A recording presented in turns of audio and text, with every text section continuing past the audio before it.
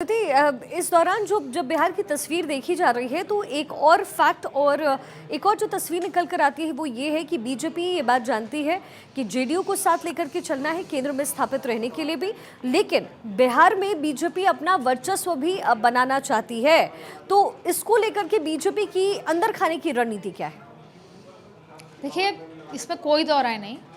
जब शिवसेना और बड़े भाई की भूमिका में थी और बीजेपी छोटे भाई की भूमिका में थी तो लंबे अरसों तक चलता आया कि बीजेपी शिवसेना के साथ है।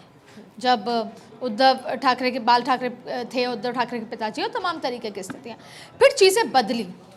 बीजेपी ने अपना जनाधार खड़ा किया, बीजेपी ने अपना, और वो क्योंकि फाइनेंशियल कैपिटल भी है और देश की सबसे बड़ी पार्टी, वो चाहते थे कि महाराष्ट्र में वो जीत दर्ज करा। और आपने देखा पिछले 3 चुनाव में धीरे धीरे धीरे कैसे दोनों में दूरी भी आई और इवेंचुअली आज बीजेपी सबसे बड़ी पार्टी, उनका खुद की सरकार और उनका खुदम पे और उनका खुद का मुख्यमंत्री है।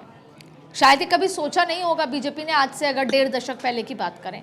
लेकिन बिहार भी, देखिए, बिहार ही जननी है बहुत सारी चीज़ों की। अगर राजनीतिक लिहाज से बात करें तो बीजेपी की मंशा है कि वो अपने दम पर सरकार बिहार में बनाए। बीजेपी की एक चुनौती है कि उनके पास नरेंद्र मोदी का चेहरा तो है, लेकिन अगर लोकल चेहरे का कभी जिक्र हो तो वो नहीं है, उस तरीके से नहीं है। तो जाहिर तौर पे भारतीय जनता पार्टी आज भी, जेडीयू और भारतीय जनता पार्टी भले ये दिखें कि नेचुरल अलाई हैं, लेकिन थे नहीं। नीतीश कुमार कभी भी बहुत नेचुरली नहीं है, ये मजबूरी वाला अलायंस है जिसमें वो मुख्यमंत्री बने रहे, वो कहीं भी रहे वो मुख्यमंत्री बने रहना चाहते हैं।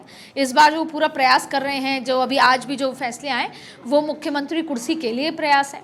अब ऐसी स्थिति में नीतीश कुमार कभी किसी पर विश्वास नहीं करते। उनको आज भी इस बात का डर है कि जो महाराष्ट्र में हुआ वो कभी ना हो जाए, इसलिए वो खुद अपनी ज़मीन खुद तलाश रहे हैं, अपने वोट बैंक को इंटैक्ट करके रखने की कोशिश कर रहे हैं और वो चाहते हैं कि या तो बराबर या 2 सीटें ज़्यादा ही मेरी आए तो मैं एक बार फिर मुख्यमंत्री पद की शपथ ले सकूं, अगर सब कुछ वैसा चलता है जैसा दोनों पार्टी सोच रही है। तो जाहिर तौर पे बिहार का बीजेपी का प्लान ये है कि किसी भी स्थिति में डू और डाई वाली सिचुएशन है। और अमित शाह हमेशा कहते हैं कि हम चुनाव जीतने के लिए लड़ते हैं, और इस बार वो उतनी ही ताकत झोंकेंगे जितनी महाराष्ट्र में झोंकी होगी, हरियाणा में झोंकी होगी या दिल्ली में झोंकी होगी।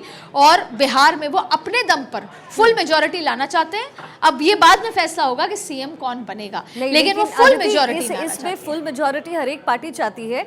और अगर मान लीजिए अगर पिछली बार की भी कुछ तस्वीर को हम देखें तो जाहिर है जेडीयू कम सीटों पर चुनाव लड़ती है, बीजेपी ज्यादा सीटों पर चुनाव लड़ेगी, वो तस्वीर लगभग वैसी ही होगी। लेकिन अगर बीजेपी मेजॉरिटी में आ भी जाती है तो भी नीतीश कुमार की जरूरत केंद्र में तो है बीजेपी को। बिल्कुल, ये मैं अगला फैक्टर यही बोलने वाली थी कि अभी क्योंकि 240 वाली सरकार है, ऐसा नहीं है कि बीजेपी का प्लान भी तैयार नहीं होगा, और ऐसा नहीं है कि अगर बीजेपी किसी के आंख दिखाने पर कॉम्प्रोमाइज़ कर ले, वो उसका नेचर ही नहीं है। यही वजह है कि 240 आने के बाद भी 303 वाली ठसक के साथ सरकार चल रही है। वही गृह मंत्री, वही फाइनेंस मिनिस्टर, वही फॉरेन मिनिस्टर, वही लोकसभा स्पीकर।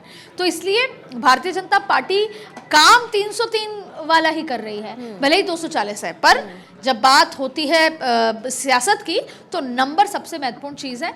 बीजेपी कोशिश करेगी, अभी बहुत सारे बिल लोकसभा में लेकर आने हैं, एक शांति से अलायंस की सरकार चलती रहे, इसलिए अलायंस की महत्वता है। तो वो आएगी, वो आना चाहती है अपने दम पे सबसे लार्जेस्ट पार्टी बनकर, लेकिन वो ये तय कर चुकी है और हमने कई बार इस हर मोर्चे पर बात करी है बड़े नेताओं से। उन्होंने यही कहा है, आला कमान से उन्होंने यही कहा है कि नीतीश कुमार ही हमारे मुख्यमंत्री के चेहरे हैं। तो सवाल ये उठता है कि वो 1.5 साल के लिए हैं, 2 साल के लिए हैं, 2.5 साल के लिए हैं, क्योंकि किस तरह की स्थिति रहती है। लेकिन नीतीश कुमार के लिए राहत की बात यह है क्योंकि दिल्ली में ज़रूरत है, जिस बात का आप जिक्र कर रही हैं, तो हो सकता है वो लंबे समय रह जाएं। लेकिन इसका ये बिल्कुल मतलब नहीं है कि भारतीय जनता पार्टी ने प्लान बी तैयार नहीं किया है। अगर कभी जेडीयू अपने सांसदों को लेकर कुछ सवाल करती है या आंख दिखाती है तो जाहिर तौर पे उनके पास प्लान बी भी तैयार है, लेकिन वो चाहेगी कि 2029 तक शांति से अलायंस के साथ सरकार आगे बढ़ जाए।